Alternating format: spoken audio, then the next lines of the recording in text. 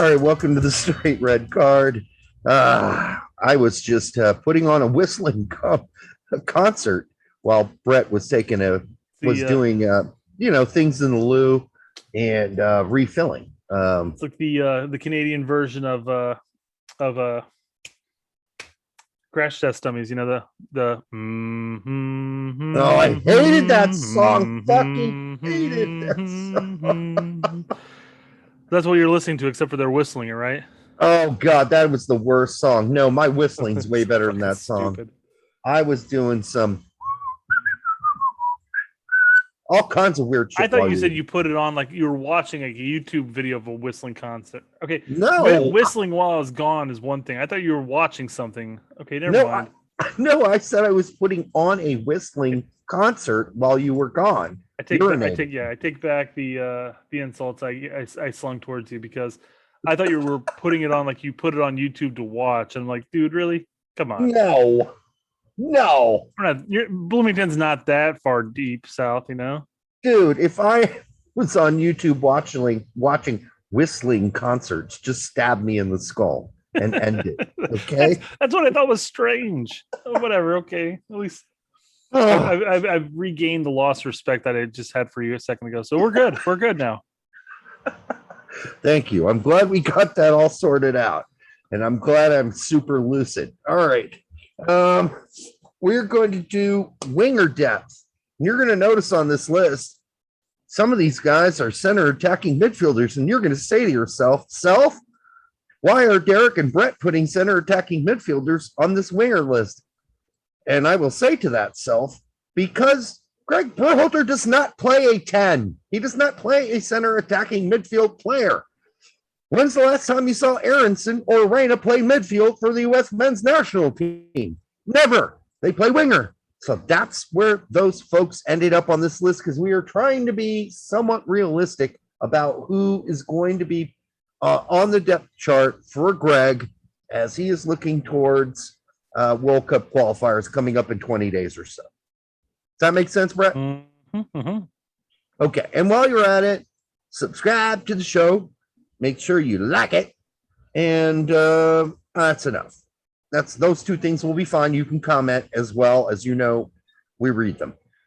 All right. So I'm going to go ahead, Brett, and read the winger depth list, and don't start axing them before I'm finished reading all their names. Although you'll be able to hear the as I read them anyhow. But I'm going to put this all out there based on what I've heard fans say, articles I've read, performance generally. People have been in the pool in the past. So this is the pool. Given the length of the pool, who do you think? Let's put it to the fans. Who do you think is going to finish first? Derek reading the pool or me finishing my drink? Let's go. All right. Timmy Chandler, Jordan Morris, Cade Cowell, Caden Clark, Conrad De La Fuente, Alex Mighton, Tyler Boyd, Chris Mueller, Jonathan Lewis, Paul Areola, Julian Green, Uli Lanez, Nicholas Giocaccini, Timothy Way, Brendan Aronson, Gio Reyna, and Christian Pulisic. That is your list, folks. That's the pool, and we only need 5 of these motherfuckers to get this goddamn segment over. So we're going to have to start chopping, and I'm chopping Chandler right away because, well, he's been off the scene for a while. And he, after having what was a really, sparkling season a year ago with Frankfurt, scoring all these goals and shit, like last season, he barely fucking played for Frankfurt. So he's off. He's done. Out of the conversation. Your axe. I'm going straight down the list on this. I'm getting rid of Morris right now. Well, don't tell them there's a list, Brett. You just read the list. I know, but you literally said, here's the pool, and you read the pool off. You're not supposed to have a copy. I'm going purely off of memory. Let's see. God, I think after Morris was Cowell or something.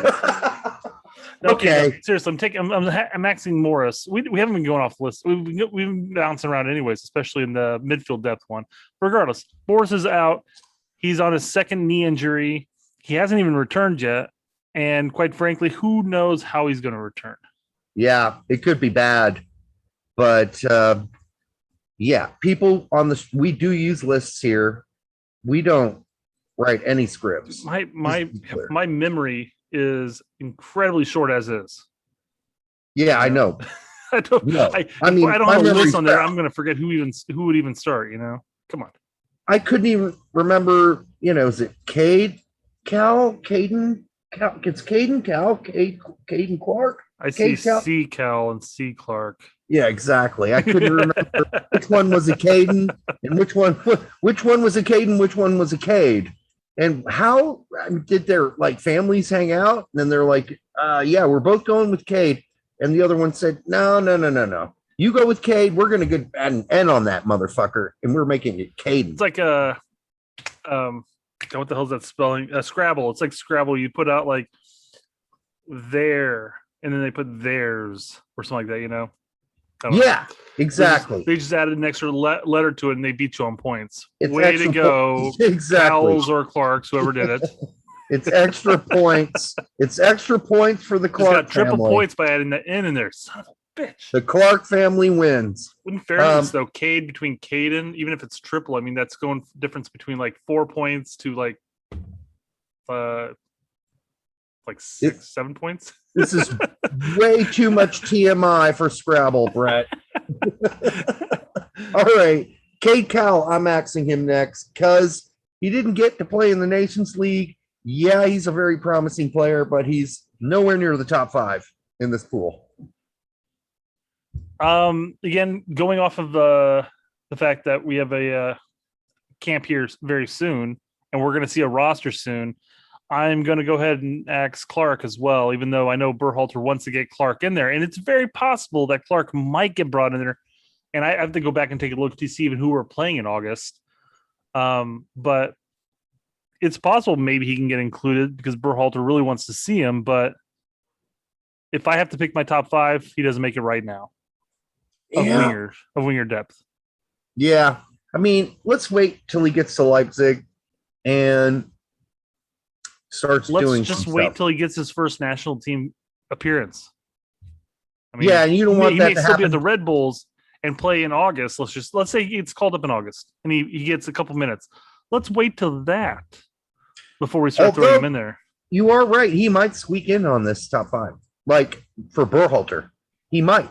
Good. He's definitely him and Cal. I mean, both Berhalter clearly brought Cal in during the knockout stage for the Gold Cup for possible subs. So clearly he's in contention too, on the fringe, of course. Yep. But again, looking at top 5, we're looking at 4 players who are guaranteed. So that 5th spot's really the only one that's in contention for argument here. Exactly. And for that reason, I got rid of Conrad de la Fuente, even though I'm really excited about him going to Marseille, and I've watched. He's had a pretty good preseason so far. Yeah, he has. I've watched all the 2 assists and a goal or something like that. He's been really good, dude. So, I mean, if he just kills it at Marseille this season, he's going to be in this conversation seriously down the line for future later qualifiers, but not the one coming up in 20 days. I know there's a lot of Nostradamuses out there that are saying that he should be included in our 5.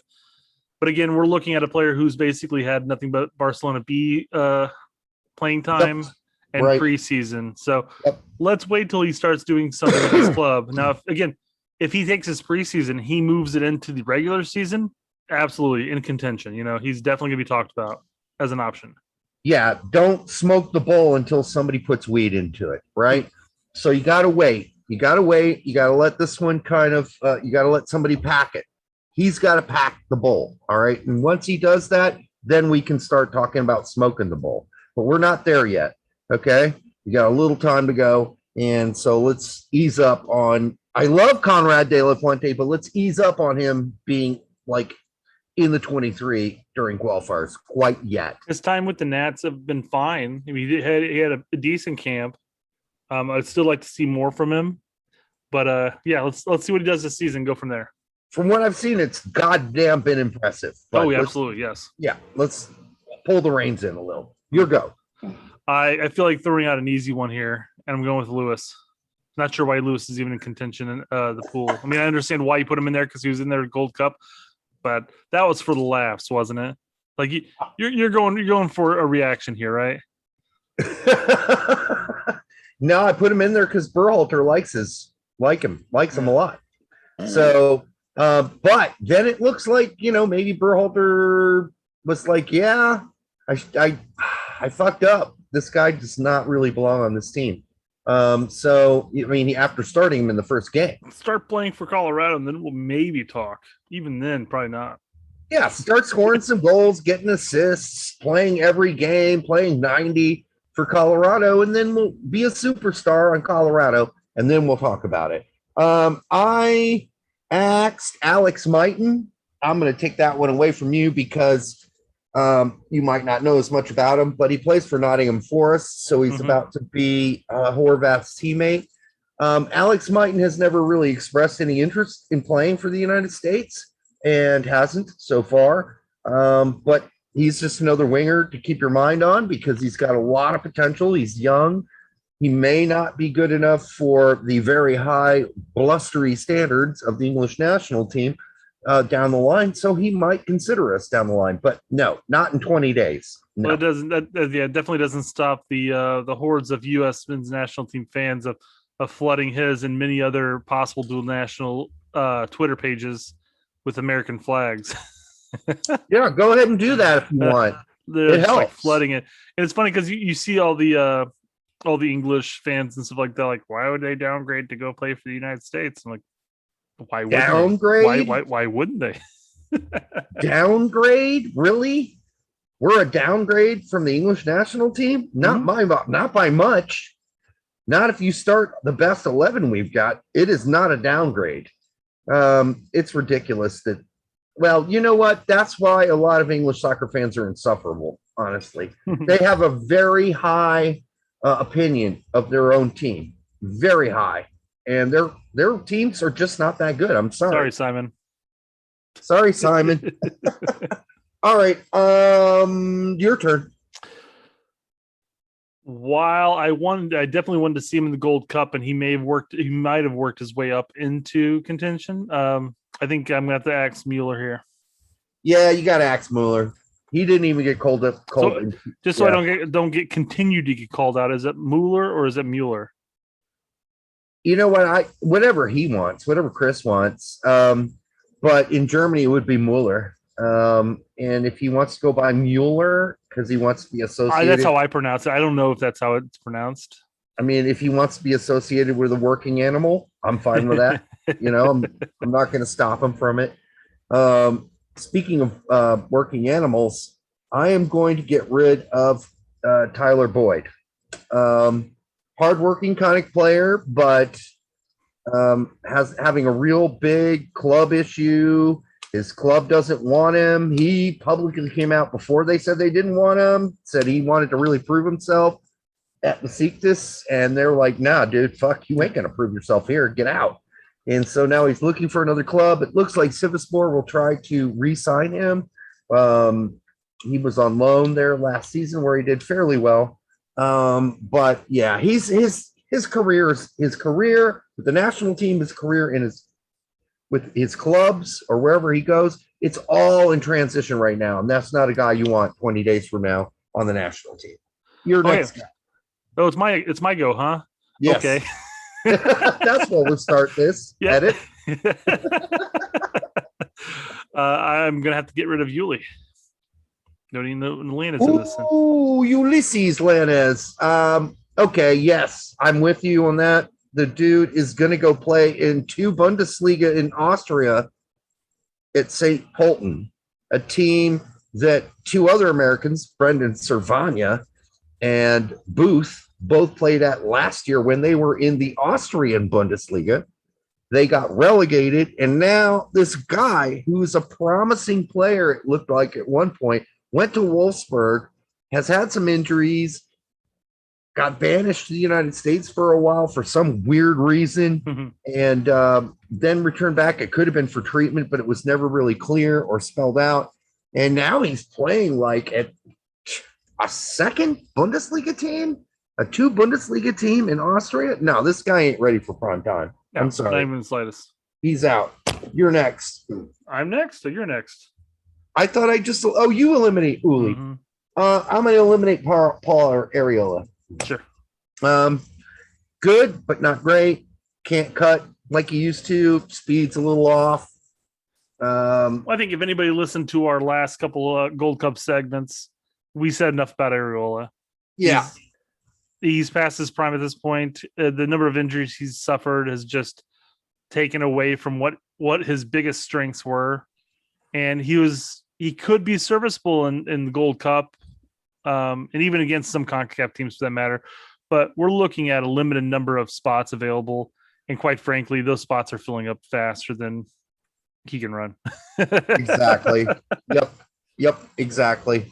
And so this next one is on you, and this is a really tricky one because we're down to Pulisic, Reina, Aronson, Wea, Giucchini, and Green, and this gets tight here. Well, again, I'm like how it falls to me because if you guys have been watching the other segments, I'm a "what have you done for me lately" type of person, and I watched Giucchini thrive during the Gold Cup. And I'm not saying that Green would not have thrived during the Gold Cup, but I've got to say I'm going to have to nix Julian Green in place of Giucchini. I think thrive's a strong word. I thought he did great every single game he played. I can't think of a bad game he had. Maybe the first game, actually. No, I take that back. He played against Haiti, right? Yeah, I think he did very well. That was a bad game. I would say generally, if I average them all out, he did very well. So I've got nothing against Giucchini, except for the fact that Giucchini, what are you saying? So I think very well sounds a lot like thriving. But no, whatever. It doesn't. All right. So if you were growing a crop of corn and it went very well, that wouldn't be the same as thriving. It's pretty close. Pretty close. I love how this comes down to like really infinitesimal. We're splitting some fucking hairs here, guys. We're splitting brain cells too. All right. So you're going with Giucchini as your 5. I'm going with Green. So you're nixing Giucchini. I am. And now listen, you're right about one thing. This game's 20 days from now, this qualifier. And this time, by the time this show comes out, it could be like 10 days until qualifiers. Yeah. So really, you're right. I'm going to go with Giucchini because he's more familiar. I'm switching my vote. I was also going to play devil's advocate there and say, Green came off of playing, an entire season of almost every single game, I'm sure, for his club that got promoted. He played, I'm sure he's played most of the preseason with them. Yep. And he's getting ready to start the season in Bundesliga. So, I mean, I'm sure he would be sharp and ready to go, match fit and everything. Again, I'm a creature of what have you done for me lately? And Giucchini has seen the pitch for the United States national team. Even prior to the Gold Cup, Green hasn't seen the pitch much, if anything, for a while for the U.S.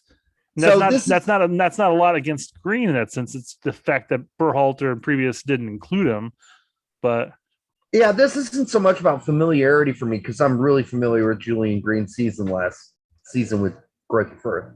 Yeah. It's more about the fact that realistically, Greg is going to look at Giucchini and go, I know what that guy can bring. I know what he is. I know who he is. I know this is what I can depend on him for. He knows my system. He's going to look at Green and go, yeah, I wasn't able to get that guy in for anything, and I didn't call him up for anything. Yeah, he had his chance in the Nations League, but he chose against him.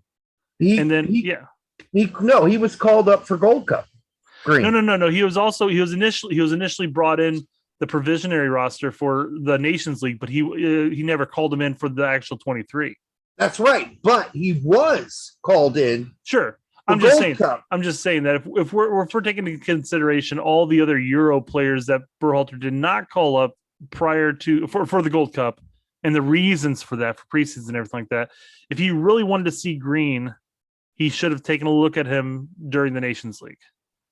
Probably. Who But are you going to replace with? I guess at that point, you're going to replace maybe Pulisic, Reina, Aronson, or Weah. I don't know. at that time, though, for Nations League, Green had just qualified his team to play in one Bundesliga. It's really hard to say, now I'm going to bring him in for Nations League. Why not do a DK thing then? Bring him in for the Swiss and bring him in for Costa Rica, and then leave the standard 4 that we have for the Nations League. That way you still get to see him during the friendlies. Well, let's be really honest why you didn't bring him in, because he only brings about 4 wingers, right? Typically. Sure, but he also brought 4 center strikers too. With DK didn't play in the Nations League. He wasn't part of the 23, but he was part of the there were a number of players that were part of the Swiss game that weren't part of the Nations League. I'm just saying, if he really wanted to see Green, he could have brought him in for that game and even the Costa Rican game. The other confusion with Green is Green a true center midfielder, or is he a CAM who can play winger? Because he doesn't play winger for his team. He plays midfield, but he plays in the more attacking midfield role, often like right behind the striker. So, I mean, where does he fit in Greg's system too? That's the other confusing part. Where do you use Green in Greg's system? So that's a whole nother battle there. Sure. I'm going to go with you. I'm going with Gio Caccini. And then at number 4, I've got Timothy Weah. Absolutely, yes. And let's see what he does with Lille this year, But I think, you got to put him in the top 4 right now. And then who do you got next? Aronson. Yep, me too. Aronson is just flat out smashed Barcelona in the face in a friendly this weekend. Really should have he had a goal, but he should have had like 2 or 3 assists. Like, he was laying off some real sitters for guys who missed like some shots they should have gotten off, and they didn't. So, and I know we've talked about this in with the Ken Clark segment. Has moved to Leipzig, although I don't think that's actually come out yet. But we talked about the possibility of Aronson getting quote unquote sold to or transferred over to Leipzig, and then Clark transferred or loaned over to Salzburg. I think so. So, I mean, if Aronson continues to show this way come January, who knows? Yeah, I think come January, you could see a move like that. A loan to Salzburg of Clark with an exchange, maybe a loan at first of Aronson to Leipzig. I mean, it's all the same team, folks. Mm-hmm. It's the same owners. So they can do whatever they fiddly fuck want. And they will if they can. And that leaves us number 2 and 1, and that's Reina as 2 and Pulisic as 1. If you want to flip-flop them, I'm okay with that too. Doesn't matter. I mean, we were talking about 2 spots, 2 players. I mean, they're both 1s. Yeah. Aronson and Weah are both 2s. Let's just go like that then, okay? And then, honestly, almost all of these players can play a different position. I think you can arguably say Pulisic, Reina, Aronson, Green can all play as center attacking midfielders. Yeah. But we just don't play that position. So they're going to play out wide. That's how it works. Now they're going to cut in a lot in Berhalter's system, but they're not going to be CAMs. They're not going to start in center of the pitch. They're going to be out wide and they're going to cut in. All right. So that is wait, Derek. I think you forgot somebody. Where's Hoppy? Oh, Hoppy. Where is Hoppy? Oh, people are going to say, where the fuck is Hoppy? Where's Hoppy? Well, Brett and I... He didn't make our pool. Sorry, guys. Brett and I decided that if you didn't think that Hoppy could play center forward, then you were dumb. So we moved Hoppy to the center forward depth discussion. Because we're smarter than Berhalter. Yes, we are. And I think Berhalter might have picked up on that because we saw him shift him a few times and let him play center forward for like brief moments in the game. Or Hoppy just did it on his own. He's like, Daryl DK, get your ass out on my wing. I'm playing center forward. I don't know if he said that. I doubt he did. Although, I'm not putting anything past Hoppy's aggressiveness, but yeah, I mean, I'd like to see him play there. And so we just unilaterally said, fuck it. We're going to review him in the center forward group. So those of you who are really, I've already shit your pants. You can They've given their 5 and they haven't said Hoppy. What the hell? You can unshit your pants. And if you can't do that, which you can't because it's life and you've already shit them. Can't put the toothpaste back in the toothpaste container. It's not going back in there. It's not. So you're going to have to wash that underwear with some Downy. All right. Okay. Until the next time on the Straight Red Card, all things are connected, folks.